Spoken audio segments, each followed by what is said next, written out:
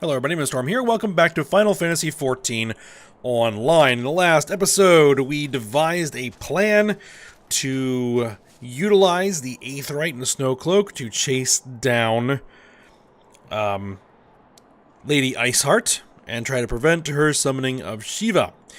And so we went and executed that plan, and like most of the others, we failed to stop the summoning, so we had to fight Shiva, took care of that, defeated the Primal, or sort of Primal, and, but Lady Iceheart was able to escape, so we did not capture her. And so we are back in Dragonhead, going through all the various congratulations and other adulation from all of the other characters over a job well done, once again. So, we can proceed on with the main scenario quests, which, why am I running? Okay. So, we're going to head back here, and we're going to talk to Alphino again, and see what we're doing next. For one with reason to celebrate, Alphino looks rather grim. Yeah, we did get a pretty cool looking axe. I haven't decided to glamour that yet. We'll see. It would seem we have much to discuss with our friends at the Rising Stones. If what you say is true, Iceheart's method of summoning Shiva defies all precedent, and it necessitates a complete reappraisal of the primal threat and of our approach to combating it.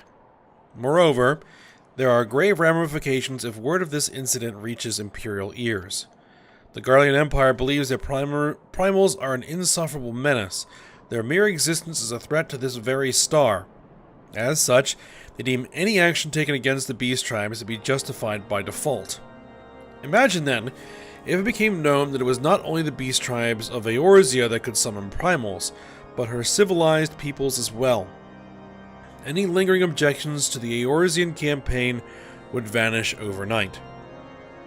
Where before we had to contend with a single Imperial Legion, we could well find ourselves facing the combined might of all Garlemald.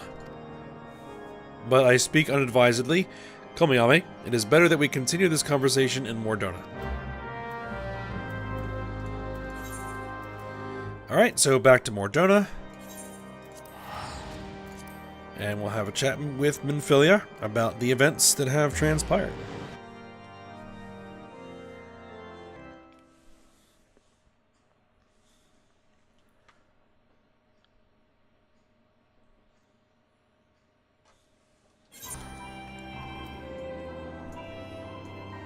Sorry for the little pauses there, but I had to, take care of something.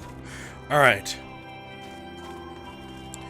So let's go ahead and head into the Rising Stones and see what everyone's thoughts are.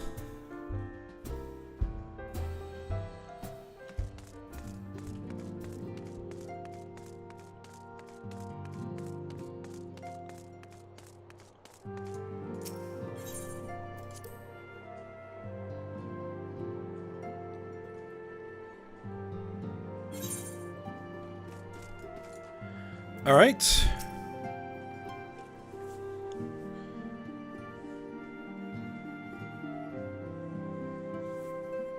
Words cannot well express how glad I am to see you return to us hale and whole. Needless to say, I am most eager to hear your account of that which occurred in Kurthis, assuming you're ready to speak of it. Excellent. I shall summon the others at once.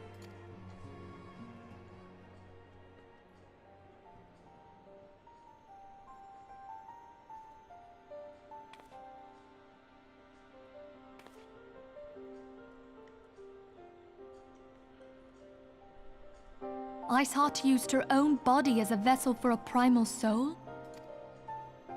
Master Louisoix's writings make no mention of such a possibility.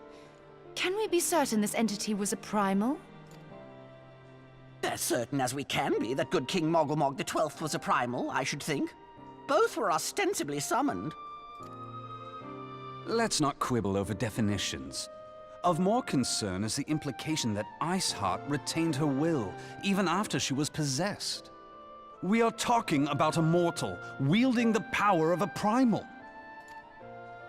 It can't possibly be that easy, can it? There must be some sort of sacrifice required. Or maybe she's just special? What qualities this woman possesseth, I know not. But full sure am I that she was groomed for this role. Few are privy to the secrets of summoning, and but a single party standeth to profit from their dissemination. Well, I wouldn't presume to comment on how the lass came to know about summoning, but I will say that what she summoned was a primal. The readings were the same, or near as damn it. Strange as it all sounds, it's really no different from what you've faced before. Then mayhap it is time that we re-examined our previous encounters. Pack your things, Ida. We're going back to Gridania. Yes, sir. About Iceheart's final words to you. Hear, feel, think. Hydaelyn speaks to her as well. If Iceheart is blessed with the power of the Echo, she will doubtless have used it to further her goals. Or could it be that it was a revelation granted her by the Echo which first set her on this path?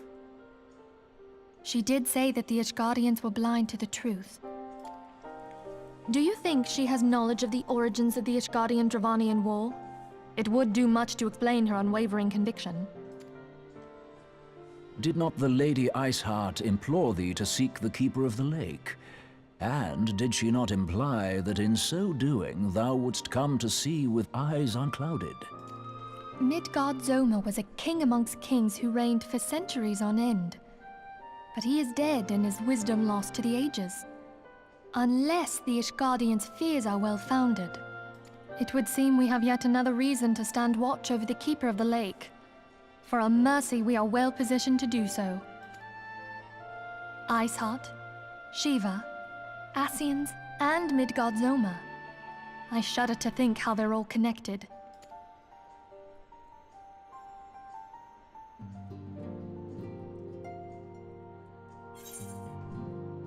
Okay, yeah, so Iceheart most likely does have the Echo.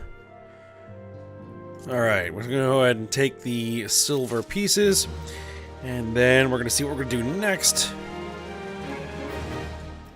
So actually, I think that we're getting close to the end of this particular patch, which is a 2.4 patch.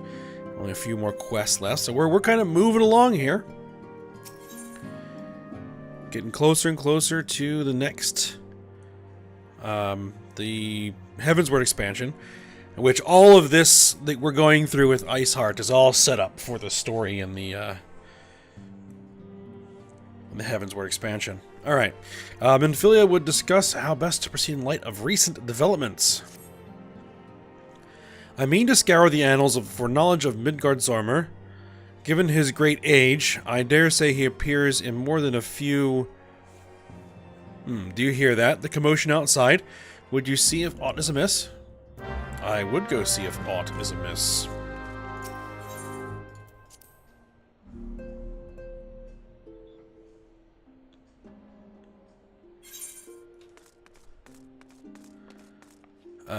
Alphino, what's up?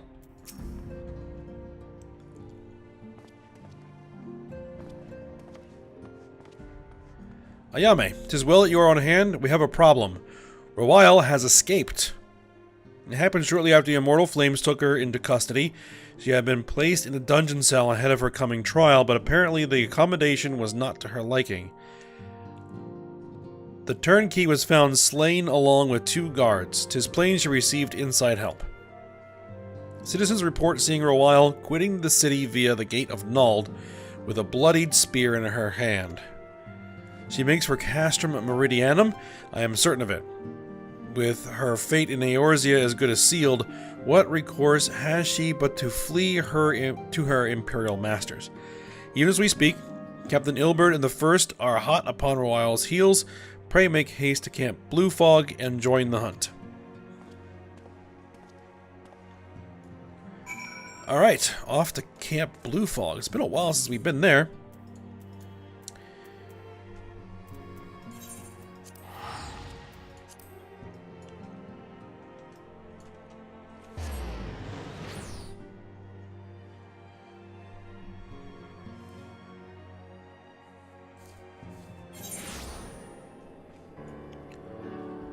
Alright, so there's Ilberd.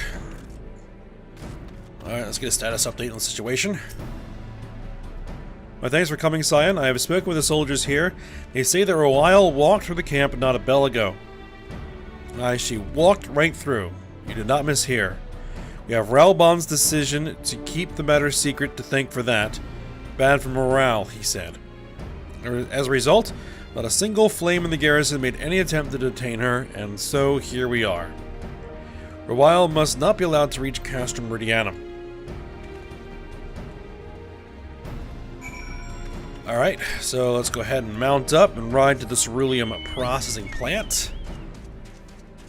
See if we can catch up with the fleeing fugitive.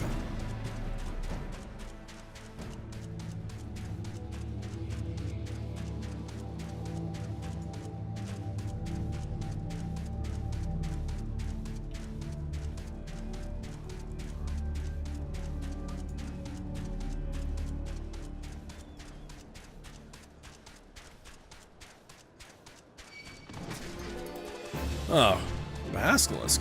Oh, they're level 49. Yeah, they're definitely going to attack me.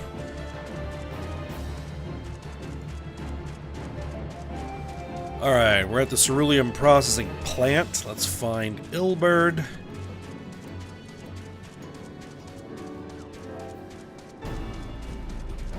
Alright, so he's just outside the northern gate. There he is. Ah, this is an instance. Ooh. Somebody had a bad day. Alright. Proceed.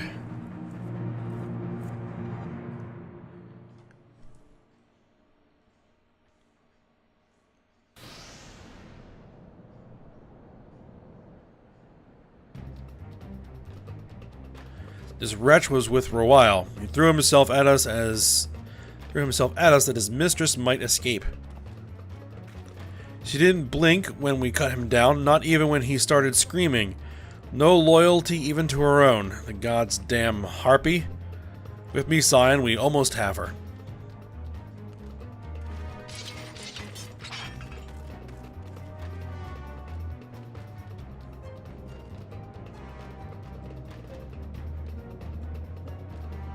Where'd she get the armor?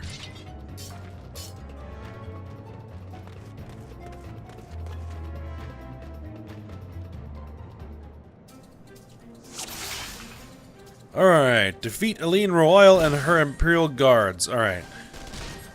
So I'm going to go after the small fry. Oh. Wrong button. Alright, you are down.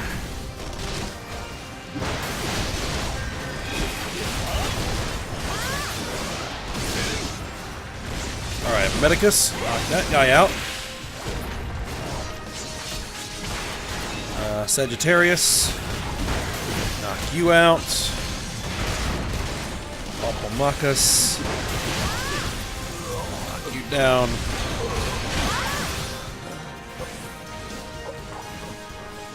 Alright, a bunch more here. Alright, let's pop the Berserk and go to town.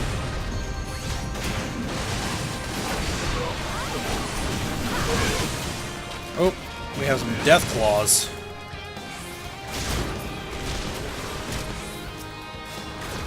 Knock out the Sagittarius.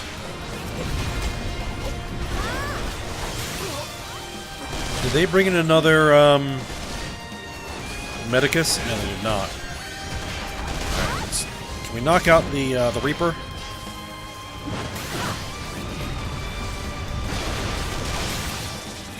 Yep. Cohort Aquilfer. No, Aquilifer. You have a staff, so you die first. The Colossus? Let's knock out these guys.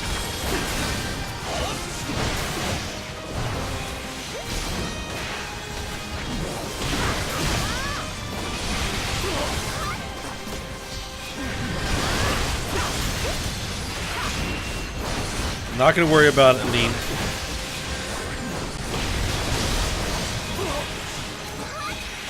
Alright, that guy's down.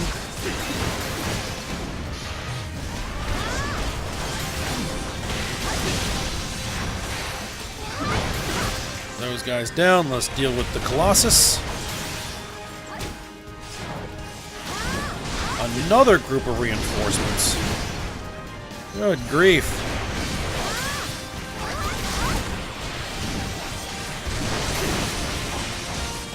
And another group of reinforcements. 2 vanguards. Man, are they emptying the entire castrum at us?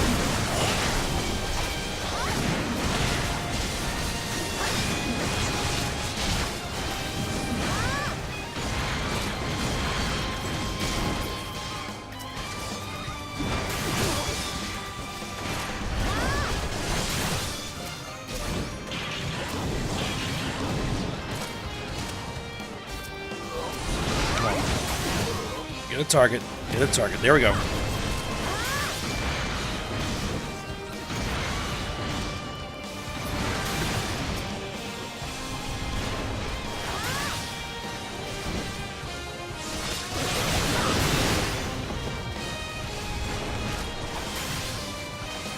Alright, knock out that Vanguard. Alright, just a lean left. For the moment. There she goes.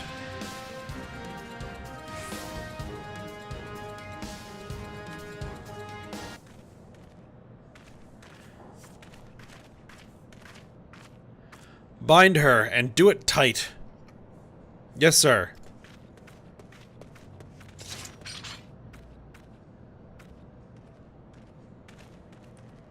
Good work, men.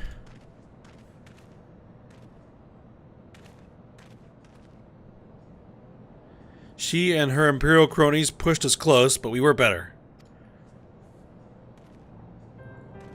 Behold, a respected officer of the Immortal Flames. People looked up to you as one of the Order's founding members, one of its pillars. It saddens me to see you fallen so low. What would you know of low? You, a spoiled little lordling who has never known any want. People such as you take wealth and birth for granted. You think it your God's given right to rule over others. You know naught of our plight, the injustice that we low-born as guardians must endure. To the noble lords and ladies, we are not people, but resources to be consumed. I did what I had to survive, stealing, killing, even whoring myself. It is no fault of mine if fools imagined me a paragon when I joined the Flames. To hear you tell it, one would think you the only person ever to have suffered. In case you've forgotten, Ralbon himself was born into poverty, as was I. We lived hand to mouth with little more than the shirts on our backs. Hunger was our constant companion. Yet never did we bemoan our lot in life, nor did we begrudge others their fortunes. We accepted the hand that we had been dealt and played it to the best of our abilities. Life was a battle, aye, but no matter what fate threw at us, we took it on the chin and came back for more. Everything we have, we fought for. How are we any different, then? 'Tis true that we are both mercenaries of low birth, and 'tis true that we both had our fair share of struggles. Whereas I sold my sword, you, Marshal, you sold your comrades. If life has taught me one thing, it is that you never betray your own. I would sooner cut off my own right arm, or my own arm, than raise a hand against a friend. But enough talk. You return to Ul'dah to face justice, and the people whose trust you have dragged through the gutter.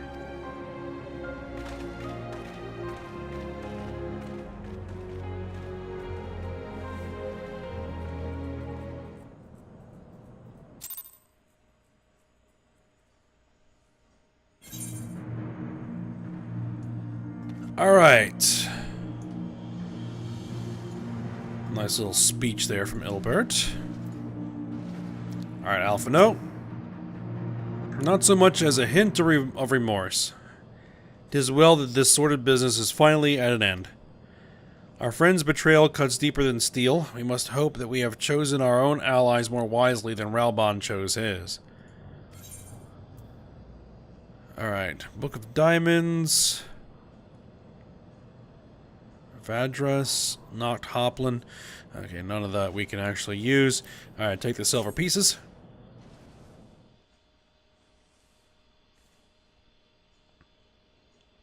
I have heard.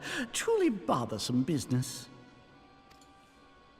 No, I do not foresee a problem on that front. The main concern is Roban. There is no telling what the brute might do. Have the blades watch him in the flames day and night. You may leave the Sultana to me. I shall personally attend her grace.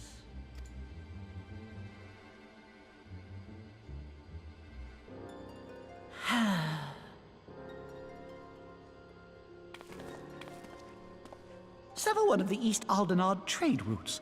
That ought to keep Lolorito occupied for a while.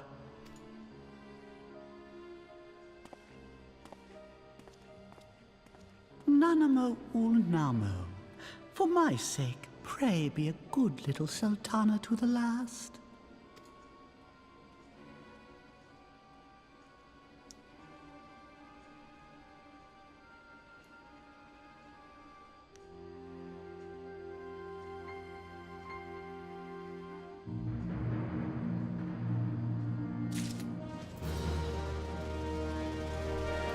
Alright. Things don't appear to be very good in Ul'dah right now.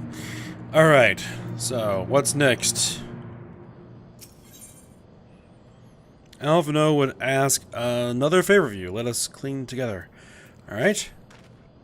Captain Ilbert and I have a few questions for the Flame Marshal regarding the circumstances of her miraculous escape. When we have completed our interrogation, we shall take our findings directly to General Ralban, and that shall be the end of it. Your work here is done, my friend. My thanks. But I have one last task for you. Return to the Rising Stones and apprise Minfilia of all that has happened.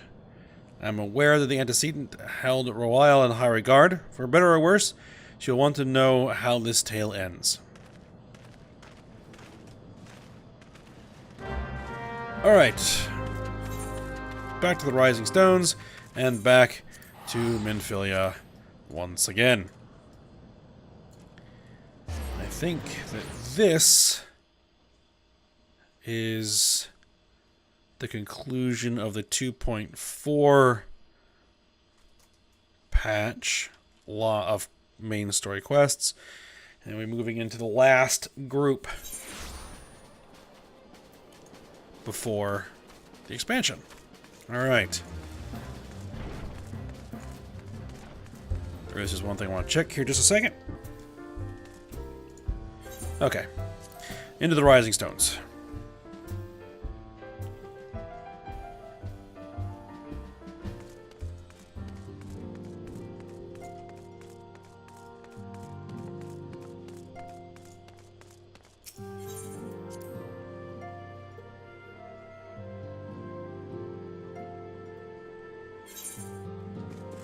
Alright, Minfilia.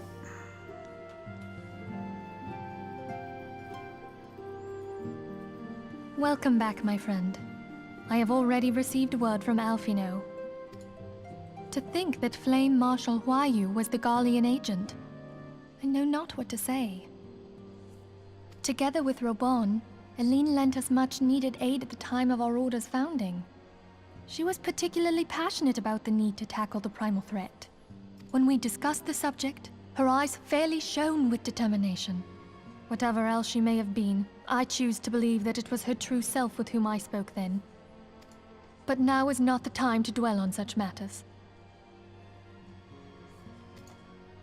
I have an important announcement to make regarding our effort to defeat the Ascians. We shall begin as soon as everyone is assembled.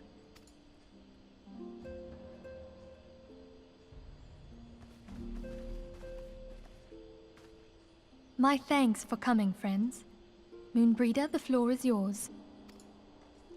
By now, I'm sure you're all familiar with white Eorzea, the miraculous material that'll allow us to capture Ascian souls. Back at Snowcloak, we verified its ability to absorb vast amounts of ether. Alas, it leaves something to be desired in the area of stability. The stone can only store ether for a short while before expelling its contents. In addition to Eorzea's inherent limitations, we must needs be wary of our enemy's strength. Our foe draweth upon an infinite wellspring of power. Even should we succeed in entrapping him, the stone will not long contain his wrath. Meaning that, if we want to kill the swine, we'll have to be quick about it. 'Tis our belief that an Ascian soul may be permanently undone, if smitten by a sufficiently concentrated burst of pure ether. The only trouble is, we can't say for sure how concentrated the burst needs to be. Without knowing how much ether an Ascian soul is composed of, we're basically guessing. Our sole clue lieth in thy struggle with La Habrea.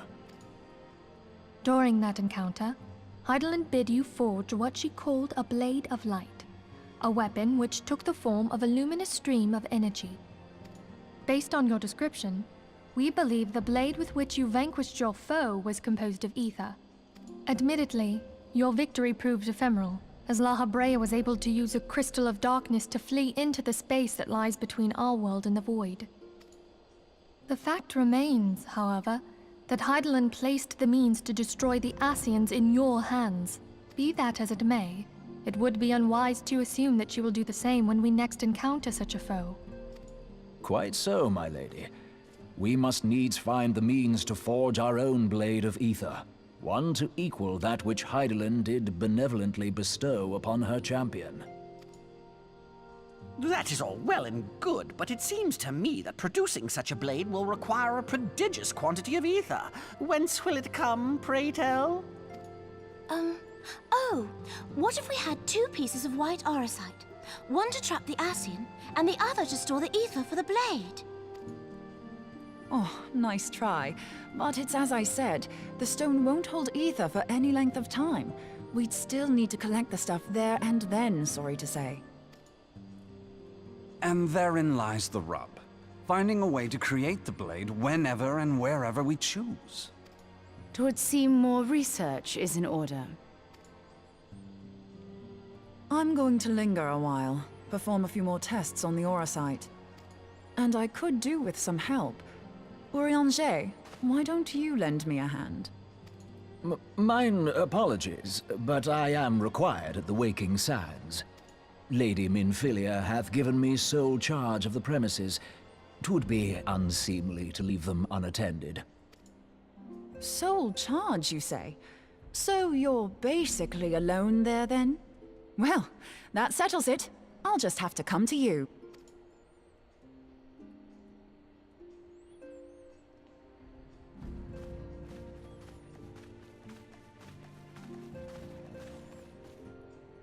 While you were afield, word arrived from the Sharlayan motherland.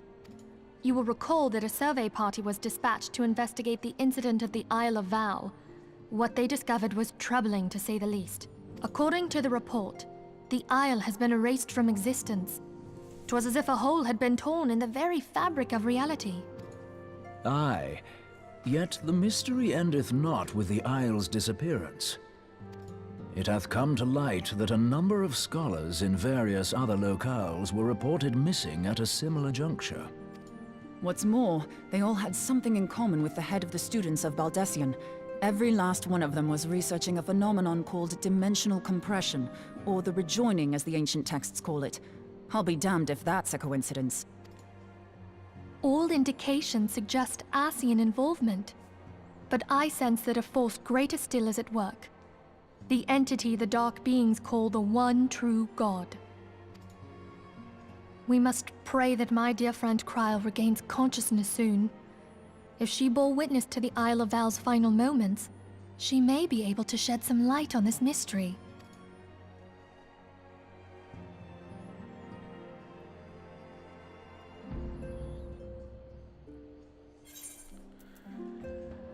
Alright, so we need to find a way to create this etheric weapon. We will see. Oh, more cutscene? So it would seem.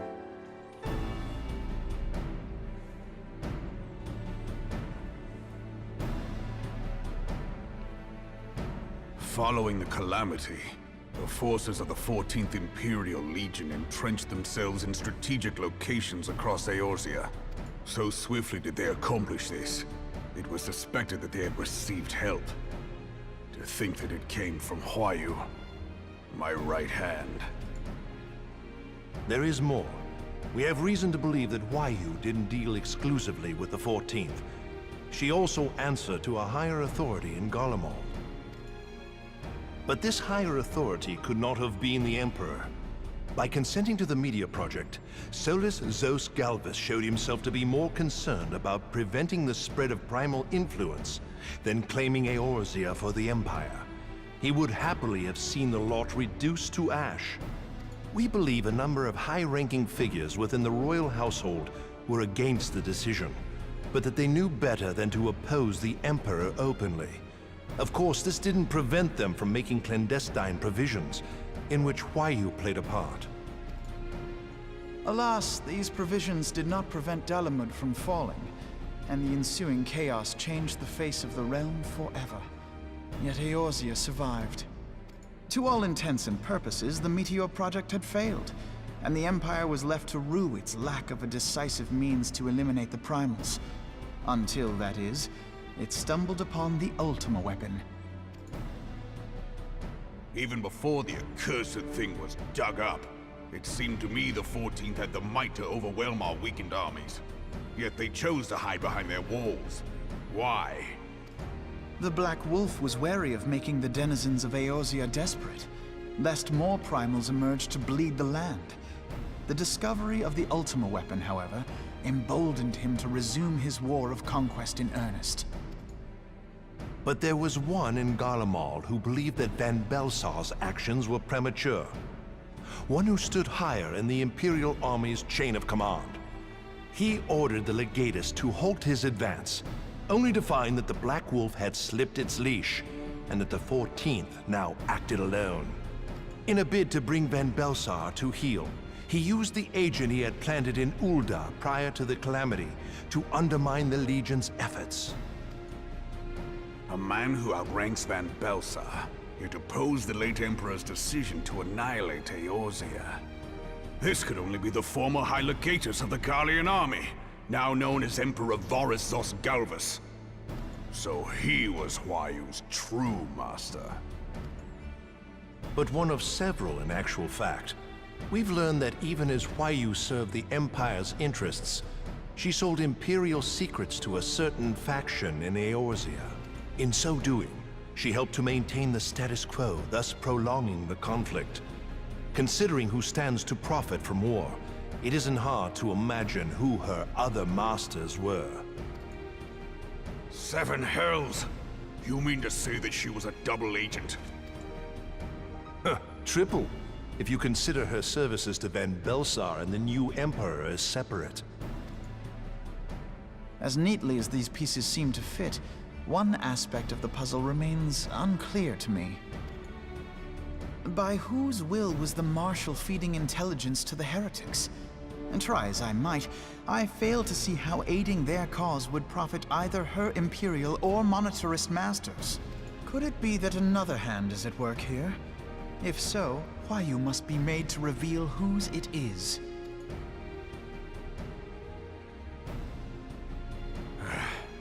Not only have I lost a trusted friend, now I must interrogate her as a stranger. Not a pleasant task, I grant you, but a necessary one. Unless we weed out the ivy, root, stalk, and stem, it will simply grow back. I know that full well. Those closest to Huayu have already been detained, and I will question them alongside her. General, pray keep in mind that there may be unwitting abettors among them. All will be treated fairly. On that you have my word. Those who are innocent have no cause to fear. You have ever been a friend of truth, General. I hope the unpleasant task of weeding out falsehood will not detain you too long. Though it be for the sake of Eorzea, doubting one's comrades is poison to the soul. And with that, I take my leave.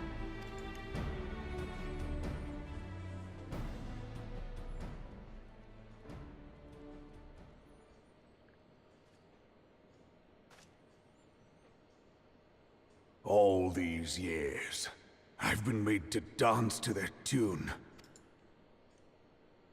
How could you, Huayu? How could you side with them? Those cankers who take from this land and give naught in return, who use their power to disempower and grow fat while the people starve. I know you can hear me, monitorous scum! Your crimes will not go unpunished! One day I will purge this land of your sickness before the eyes of the 12, I swear it! Ah!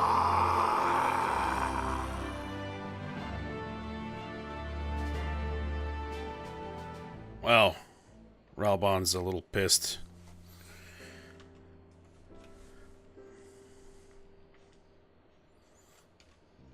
I shall have no further need of you this day. Your Grace.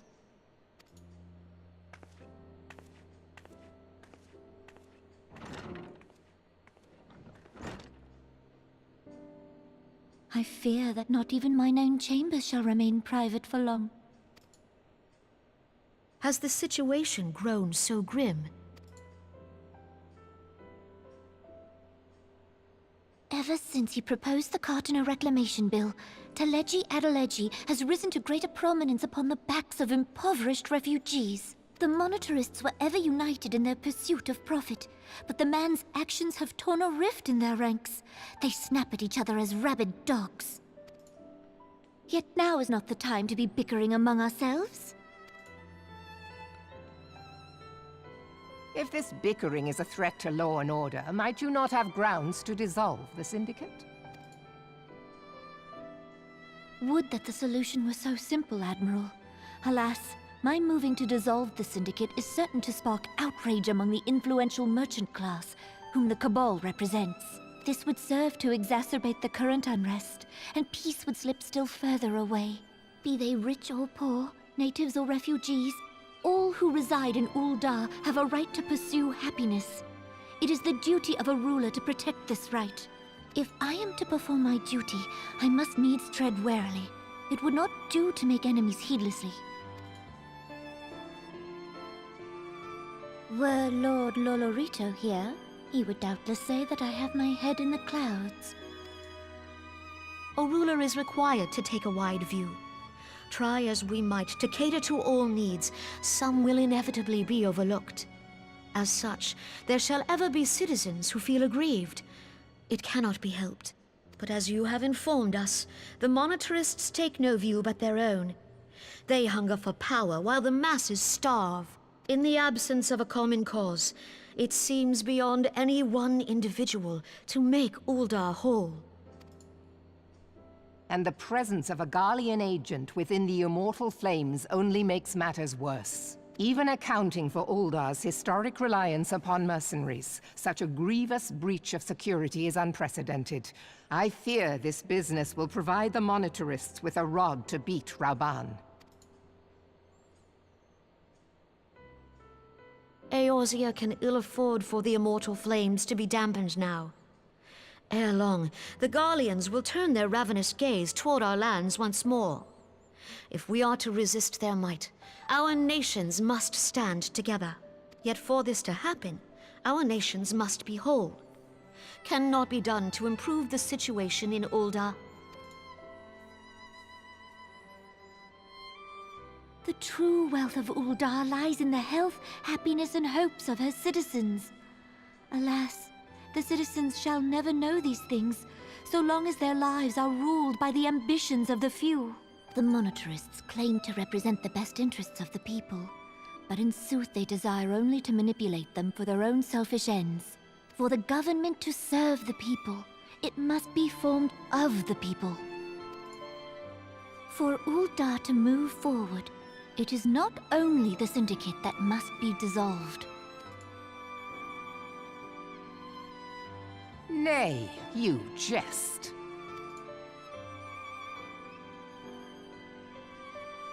My friends, it was for no other reason than to make known to you mine intent that I requested your presence here.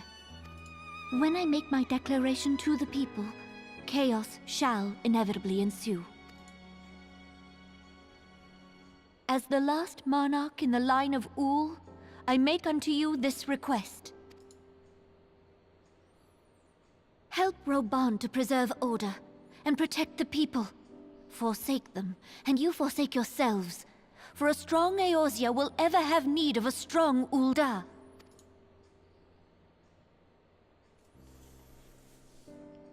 Your Grace, are you certain of this? There is no other way. When the time is ripe, the nation shall become a true republic. Both royalists and monetarists shall cease to be. Ul'dah will no longer belong to kings or queens or merchant princes, but to her people.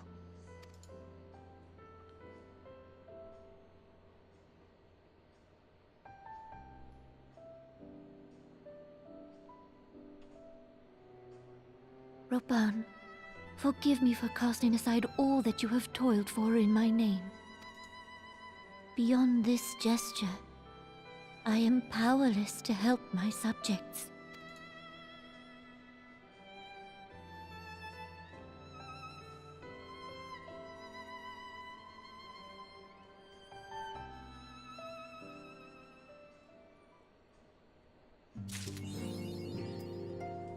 Alright, that's a lot of information there, and so Nanima wants to convert Ul'dah into a republic.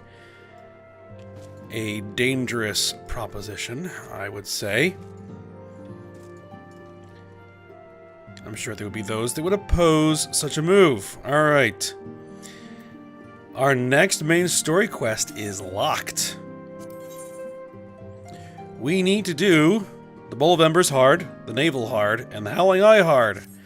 So we need to actually go and defeat the three Ifrit, Titan, and Garuda in hard mode.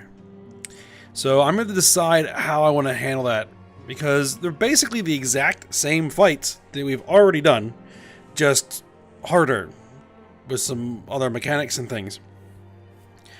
So I'm not entirely sure I actually want to show all that on screen. But we'll see. I'll have to look into it and make a decision. So we'll see what we're going to do when we come back next episode. So I hope you guys enjoyed it. Thanks for watching. Go ahead, like, subscribe, and comment. And I will see you next time.